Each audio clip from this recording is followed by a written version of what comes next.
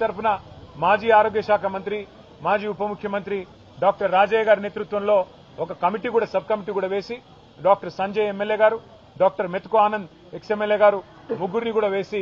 రాష్ట్రమంతా పర్యటించి మరి అక్కడ ఉన్న స్థితిగతులు కూడా పరిశీలించాలని చెప్పి కూడా ఆదేశించి ఆ రిపోర్ట్ను కూడా ప్రభుత్వానికి పంపుతాం. మీకేమన్నా సోయి ఉంటే మీకేమన్నా పేద ప్రజల మీద ప్రేమ ఉంటే మేలుకొని వారిని ఆదుకోండి అని చెప్పి కోరుతూ ముఖ్యంగా బస్తీ దవాఖానాల్లో పనిచేసే సిబ్బందికి జీతాలు వెంటనే అందించాలి. 4-5 నెలల నుంచి 6 నెలల నుంచి జీతాలు రాకపోతే వాళ్ళు ఎట్లా బతుకుతారు ఆలోచించాలని పక్కనే ఉన్న అంగన్వాడీ సెంటర్ కూడా విజిట్ చేశాం. అంగన్వాడీ సెంటర్ని కూడా అక్కడ ఉండే ఆయాలను కూడా అడిగితే అక్కడ ఉండే టీచర్లను కూడా అడిగితే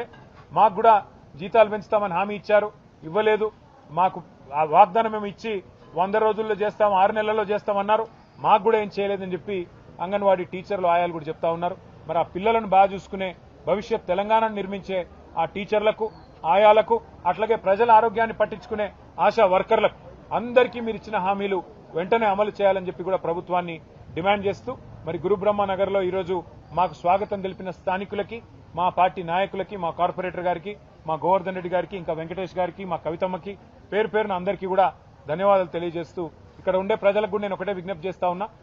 ఈ దున్నపోతు ప్రభుత్వాన్ని మేల్కొల్పడానికే మేమందరం కూడా ఉన్నాం.